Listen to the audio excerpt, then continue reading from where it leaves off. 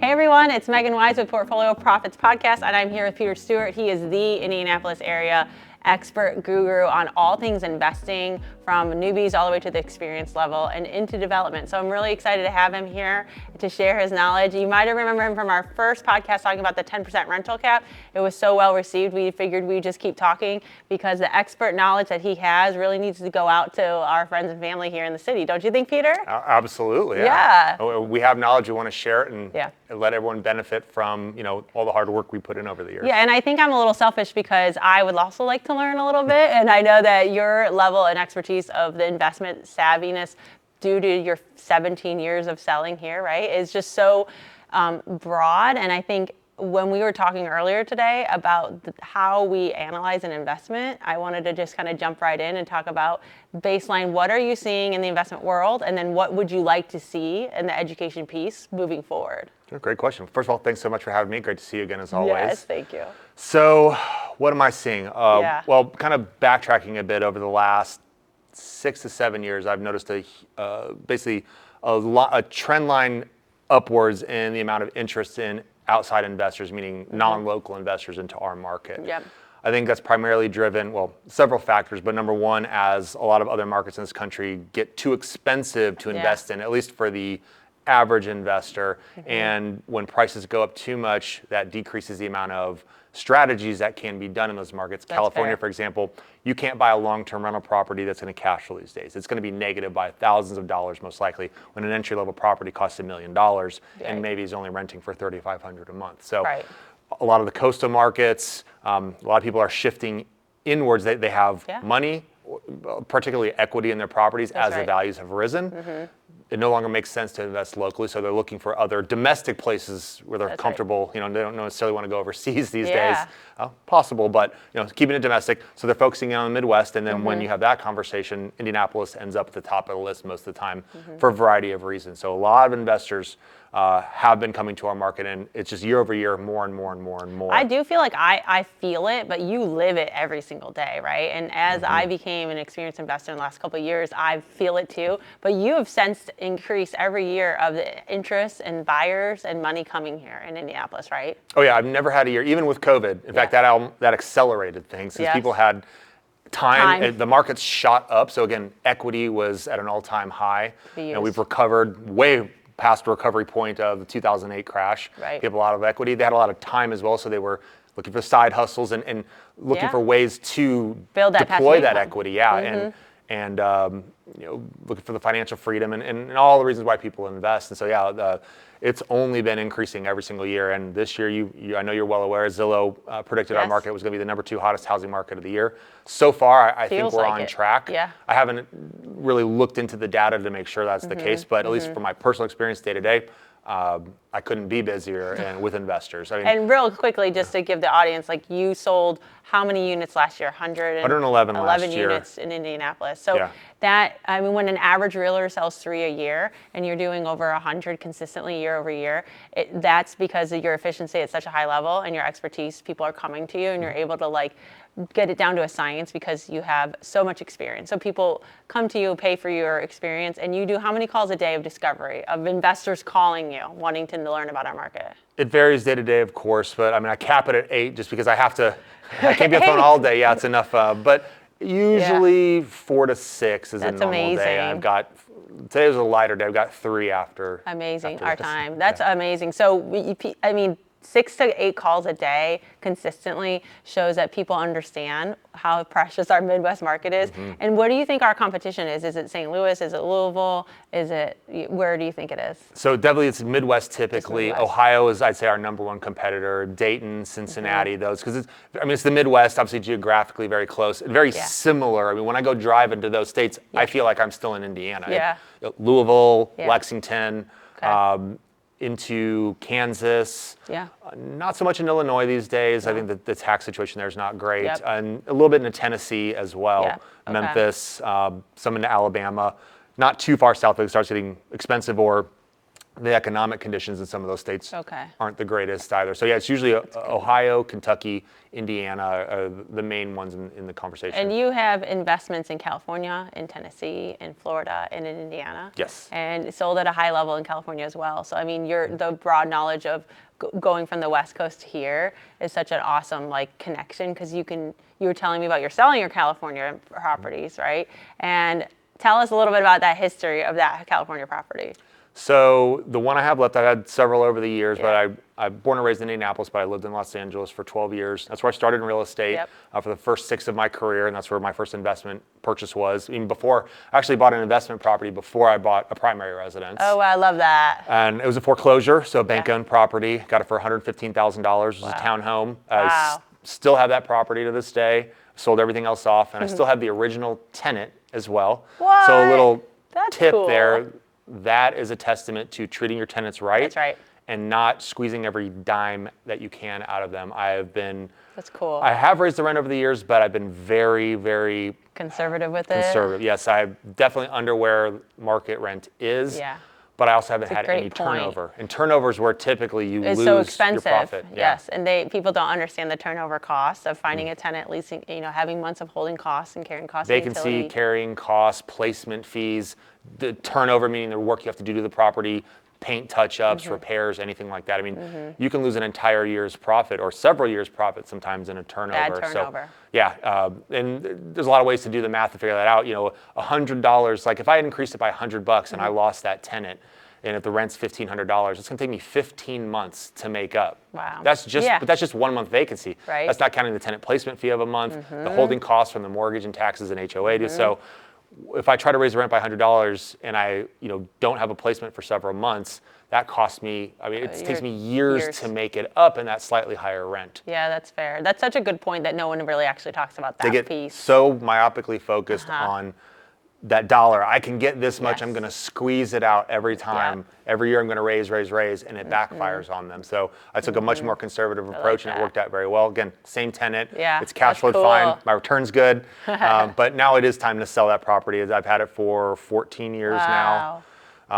Values have increased. The market, unfortunately, right now, because of the current political and economic climate is not the best in a volatile market like Los Angeles. So we're probably going to list it at probably around $400,000. Okay. 6 months ago, $450 all day long. Wow. It would be worth more if it was renovated. I did some initial renovations. This is a long-term rental, so it's not high-end stuff, laminate countertops, basic appliances. So if I put some money into it, clean it up, worth $500 all day long. But we're going to sell it for probably $425. I assume we're going to get multiple offers. Sure. And again, I bought it for $115. Amazing. Put $15,000 into it that first year, and to clean it up to sell it now, we're going to put in another $15,000. So awesome. A lot of equity in that property. Tons of equity. Yeah, and it's so that was the first property I ever bought. Again, I got a deal because of the timing of the market, but it was also a foreclosure. And in 2011, it was a strong buyer's market still in California. Yeah. So there wasn't a lot of competition. Prices were very low. Yeah. And at that time, the bank-owned properties were typically priced under market. Things have changed a little bit since then. They actually started overpricing a lot of them in the last few years. But nonetheless, I got a great deal. Call it luck, whatever. I took the risk, got it, and now I've got probably about $350,000 in equity in that property that I'm now going to 1031 and leverage into kind of a small to mid-size commercial building. Awesome. That's so cool that you started there and how it's going to help you leverage to the next step of bigger, better, right? Let's talk about commercial real estate in just a little bit. Do you know, what are your thoughts on commercial real estate here in Indy and in the Midwest or in general? Well, to be fair, the bulk of my experience lies in the residential world. And when I say commercial, I don't mean like mixed-use space, business, industrial. I mean apartments. So residential apartments, just because it's more than 5 or more units, it's considered to be commercial. That space, I'm very familiar with because I have rental properties. Okay, so I'm not really going outside of my wheelhouse. It's more units. Yeah, it's not just a different more property units type. in a different package. Yeah. Yeah, that's awesome. It's very exciting because one of the things I really love about the commercial multifamily space and commercial space in general is how the properties are valued. They are based on the income they produced, and so it's a simple math formula. So it's very easy to increase the property value through addressing management inefficiencies, raising rents, renovations, a combination of all these things. Yeah. Whereas residential real estate, the values are based on what similar properties in Yeah. the area are selling for. So you could get $1 million a year of cash flow out of a fourplex in downtown Indianapolis, but if everything's selling for $250, that's what it's worth. Yeah, Whereas a that's fair. commercial property, again, it's a multiplier by the love cap it. rate. So my plan is I'm going to do the BRRRR strategy, so the buy, rehab, rent, refinance, repeat. Very popular in the residential So people should space Google as well. it, ChatGPT it. Yeah, exactly. Or come to Empire Yep. and listen to us talk Yep. about it. Bigger Pockets has a lot of resources Yeah. there regarding that as well. But it's a very popular strategy that allows you to stretch your money. You take Yeah. a certain amount of money, you invest it in a property, and if you do the BRRRR strategy correctly, you basically get to recycle that money and use it again. In a perfect world, you use 100% of that money, you get it all out, you have zero money left in the deal, and so any profit you're getting is arguably an infinite return. Right. These days, finding the perfect BRRRR is a little bit harder, but the point is you recycle at least a portion of that money, so it allows you to stretch whatever money you might have a little further. Yeah. So in the commercial world, I'm going to do the exact same thing, and it's much easier to make the numbers work, again, because it's a simple math equation. Yeah, and I think it's more clear in in those kind of equations, and it definitely helps more experienced investors and developers, because you can look at the cap rate, you can look at the lease income, can we renovate, can we increase the rate due Yeah. to the renovations, and then the property is worth more after you get it. Yep. With pretty quickly. And then, you do another refinance, you pull that bulk of money out, and you go do it again and again, rinse and repeat. And that's how you really scale your portfolio and start playing in the big that's leagues. exciting. Yeah, that's awesome. So if I am a local investor and I hear about the 10% cap and I hear about BRRRR and I just want to get started, we talked a lot about everyone doesn't know where to even begin, so they don't begin. And just how they may be leaving money on the table. If they had bought a couple years ago, they would probably have some equity depending on which part of the city. Yeah. Most or a lot of part of the city. Well, even if there's no appreciation, there's still debt pay down, and that's a part Yeah. of the equation that a lot of people forget about. That's right. That even if it's $0 in net cash flow, your mortgage is getting paid down. And although in the beginning of the term, the bulk of that payment is interest, a portion of that still is towards your principal. So you're basically putting it from one pocket into the other. Yeah. So arguably, it's making you money. It's not liquid money. Yes. Very illiquid, but it's making you money nonetheless. And of course, there's tax advantages to owning property as well that you experience every year. And I think too. people just hearing it and listening to the podcast, like through Bigger Pockets, that you're an elite broker with. And I think that's a really great place to start if you're wanting to podcast and teach yourself. We also have lessons here at our brokerage. We have the first Wednesday. We're always talking about these things. So once you come and start listening, it can start clicking. Because sometimes just listening to the podcast or reading a book, how do you execute that without a little bit of hand-holding of people who have done it before, and how to do it not like us or like us, depending on the situation. Well, none of us are reinventing the wheel. No. People have been owning property since right. the dawn of time for Right. the most part. So why stumble through it on Yes. your own when you can learn from those who have traveled that path before you? And I'm doing the same thing on mine. Although I'm a very experienced broker, I've been investing for 15 years. I hired a coach to help me get into the commercial space and do the BRRRR strategy. I found someone who Awesome. had done that specific strategy, done exactly what I want to do, is doing it, Yes. has a $40 million portfolio with over 250 doors. Wow. And Amazing. I'm paying him to teach me, give me the shortcut. So Yeah, that's exactly right. I don't have to stumble through it on my own Yeah, either. we're the shortcuts, right? Yeah. Like for Indianapolis investing, like we feel like both of us with our portfolios and our knowledge, and I'm so glad we were able to do this and continuing our talks. I mean, I feel like one part of our conversations constantly are buyers just wanting to talk about, does this new rental I might buy cash flow for me? What do you deal when you have kind of those kind of questions? A very common question, you're absolutely right. And that is one of the most common questions I get, number one. And number two, it is a very myopic view of investing. So people get hyper-focused on cash flow. That's when they hear rental property investing or investing in real estate, they think cash flow. And look, cash flow is great. So cash flow is if I rent the property for $1,200 a month and my mortgage is $600 a month, the cash flow is $600 less the expenses. Yes, exactly. It's what is the net dollars that you make after all expenses are accounted for. And it makes sense. I mean, that's how you make additional money, but it's only one of four ways that properties actually make money in real estate. And you'll find most initial investors are very focused on the cash flow for a variety of reasons. Maybe that's the only thing they know, that the only one way they know that properties make money. They don't realize there's other ways. And two, they may not be making that much money. They may have taken them years to save up that $30,000 to buy that first place. And I understand, I empathize completely. I was there at one point too. Right, me too. And so that cash flow, they're going to put that 30 grand that they've taken these, been eating ramen noodles for the last 6 months to save up to get, and they want to protect that as best they can, and they want to rebuild that to do it again. So it's nothing wrong with focusing on cash flow, but it's not the only way that properties make money. And when people get hyper-focused on that, they will overlook deals that could make them a lot of money in the long term. That's where I think the problem is. There's no deals. Well, it's not just about cash flow. Yeah. Yeah. What else is it about? So little cash flow quadrant. It's not the Robert Kiyosaki quadrant, but it is, close enough. View it like that. So properties make money in 4 ways: cash flow, appreciation, depreciation, and tax benefits. Right. And some properties can be a combination of all of them. Some can be focused on one strategy. As an example, like I said, the beginning investors often are very cash flow focused. Yes. They may not be able to take a loss every month because people think too that just if it doesn't make cash flow, if it's break even or less, it's a bad investment. And that's only if cash flow is your only strategy. That's right. As an example, I bought a property in 2022 as a short-term rental in in Florida.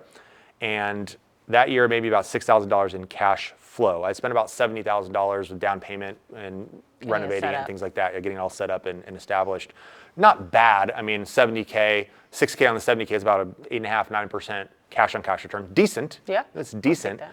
However, because I self-managed it, I'm a real estate professional, and I got what's called the 100 hours of material participation, meaning I spent 100 hours on paper managing that property. I was able to then do a cost segregation study, and at that time it was 100% bonus depreciation. That has changed since then. There's still bonus depreciation, but it's not 100% anymore. And that saved me $33,000 on my taxes. So overall, owning that property in year one made me $40,000. Say that again for the people. Owning that one property in 1 year made me $40,000. Now, I don't get to take those tax benefits every year. That's a one-time thing, but let's say I spread that out over 10 years. That's still, that $6,000, that's going to grow as the property is established and I say rents, but the nightly rates go up. And as I address management and efficiencies and things like that to boost my occupancy, typically, and it has over the last 3 years, my annual revenue has grown year over year. Eventually maybe get a refinance opportunity. So there's a lot of ways that I'm boosting my cash flow. And again, then adding in that amortization of that depreciation that I took makes it a much better investment on paper than what it looked like initially if I was just focused on the cash flow. And to look at all the other benefits. Absolutely. And I feel like most investors don't always know about the other benefits. Most don't even know they're there. No.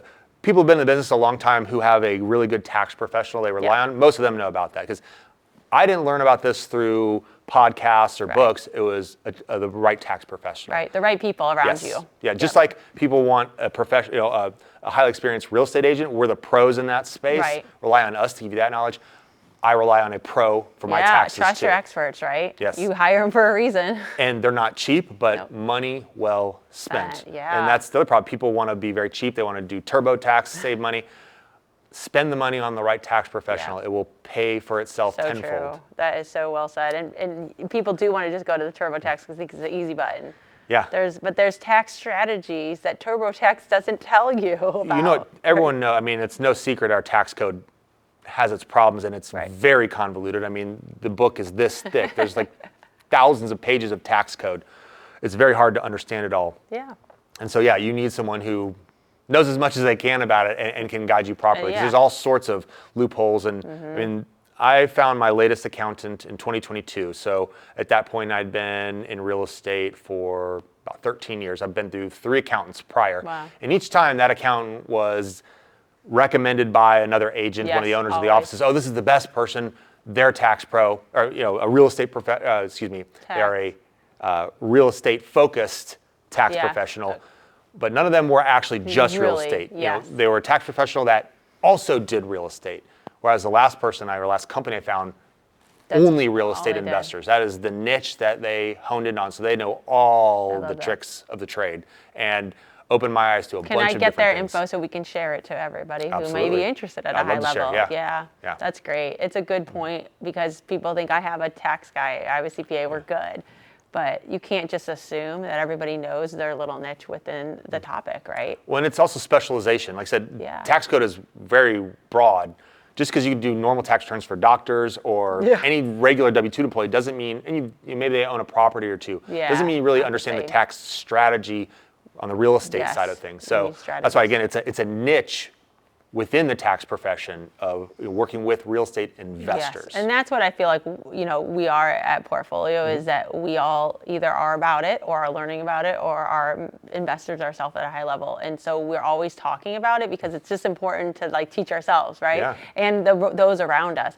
And that's why I feel so compelled to do this kind of podcast and keep your voice out there, because you have such a breadth of knowledge, and we can execute this at a very high level and make people some passive income pretty quickly just in their own backyard. It's not so scary. It's scary for people to go, I'm going to go call someone in Cincinnati I don't know and buy some deal because it looks like a deal on a Facebook marketplace. Yep. No, you have, like, within 15 minutes or 30 minutes, we have lots of options for midterm or short-term or long-term BRRRR.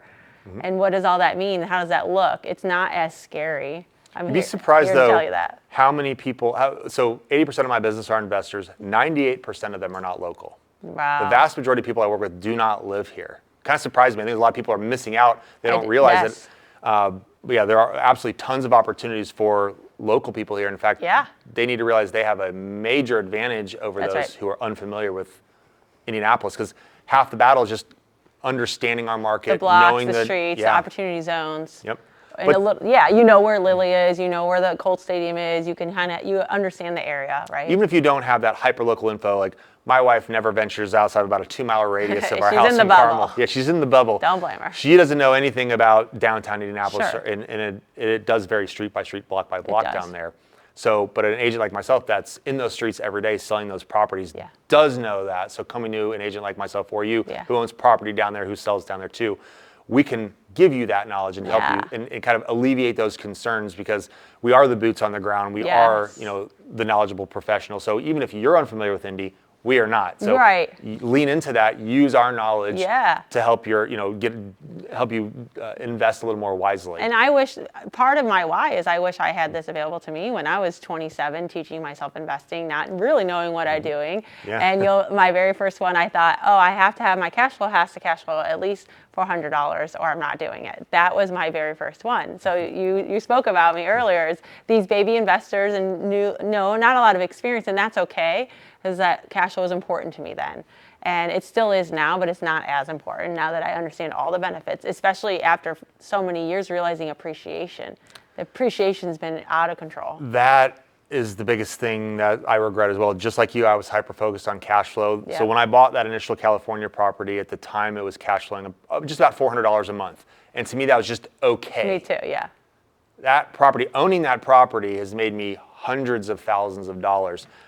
And it wasn't that expensive. And at the time, I could have bought a bunch of those. I mean, not that I had endless money at the time, but I could have bought more than I did had someone pushed me like, hey, this is California.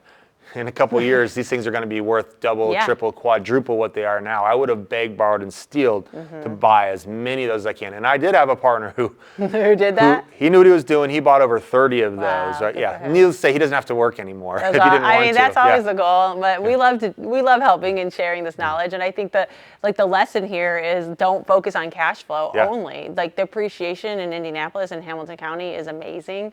We both only focus on cash flow, but we stuck the course and kept learning and teaching ourselves. Oh yeah. Right. And I think at the end of the day, whether you want to do a flip or a BRRRR or short-term, midterm, it's all available.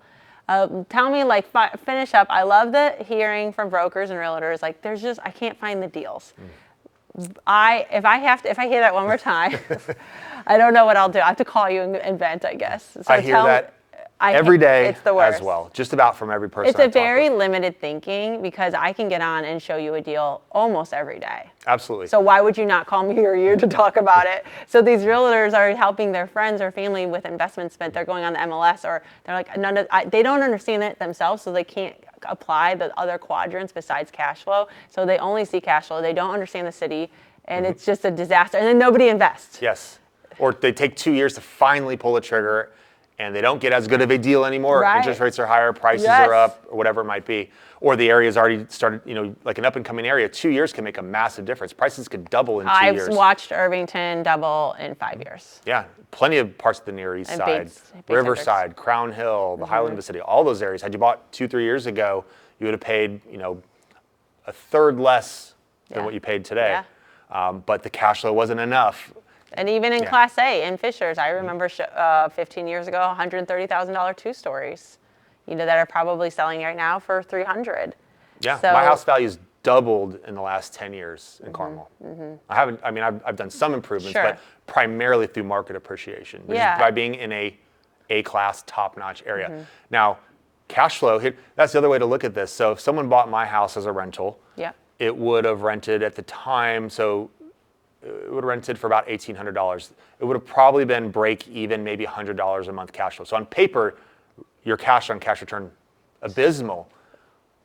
But double that price in 10 years and then amortize that over 10 years and then look at what your return was.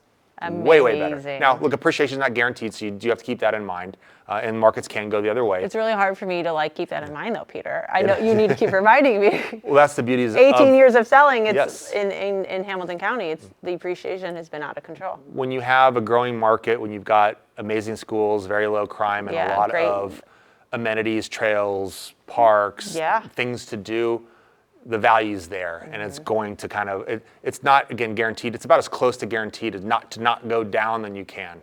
And what are you seeing? We talked about appreciation values 3 to 5% a year. Yeah, that's very conservative. Very conservative. Yeah, usually 5 to 8%. It's single digits for India in general as a whole, because we're not a volatile market. We're a very stable market. So with stability comes slower appreciation. The markets that shoot up are the first to fall the second something goes wrong. Well, let's talk about what's going on in Florida. Maybe we should talk about several other markets. But first, I want to talk about, you said about the deal, because that's very important. We have to close on that because well, first of all, that's a very generic word. What does a deal mean? So well said. So that's the first question. Define deal. And then we can go from there. But I think what a lot of people have in their head is that I want to pay less than what it is worth. Even if it's already priced well and would make you money, I don't want to pay that price. Yeah. It might be worth $220 and it's listed at $200, but because it's at $200, I need to pay $170. Yeah, it's a psychological. It's a total psychological thing, and people end up missing out on actual deals because they have this mental block that I need to pay less, and that's how. Because the old adage is you make your money on the buy. That there's absolutely some truth to that. I'm not negating that, but there's more to it than just that. Because again, you've got debt pay down, you've got tax plays you can do. There's lots of things you can do to the property. There's appreciation that can happen. You don't know that's necessarily going to happen on the front end, so you can't factor that in necessarily in the buy right up front. But the biggest thing about the deal I find is that, again, it's usually cash flow focused. I need to make a 15% cash on cash return. And they're only looking at the top line. They're not factoring in debt pay down. They're not factoring in the taxes. Again, they're not factoring in appreciation, although it's not guaranteed. If you buy in the right location, that has a history of 20 years of appreciating. Pretty solid bet, in a market that is still very, very affordable like ours. But you'd be shocked to be in California, the prices kept going up, and I kept saying, "There's no way it can go any higher." That's it. In fact, I sold I sold one off in 2018, and I kicked myself for it because I could have definitely made another $100,000. It was fine. I actually sold that to buy another property here, which has appreciated over $100,000 as well. So it's kind of a lateral move, but nonetheless, you'd be shocked at what you think things can go to. Or mentally, I thought I was the pro. I'm in real estate. I know there's no way, and they've just blown way past the values that I ever thought they could be at. And I don't see why that couldn't happen to our market as well. Well, thanks for sharing your knowledge. Let's continue to talk, because I love that you're willing to share, and just our impact is to let everybody else know what we're doing, because it's fun and we enjoy it. And it's helping our children's future, I think. Right? Absolutely. And helping the city. Well, thanks, Peter. Thank you so much. And if you guys are interested, reach out to Peter directly for a consult. Extremely high level, from development deals all the way down to I don't know where to begin, where should I start. He can handhold you through the process. So thanks everyone for listening.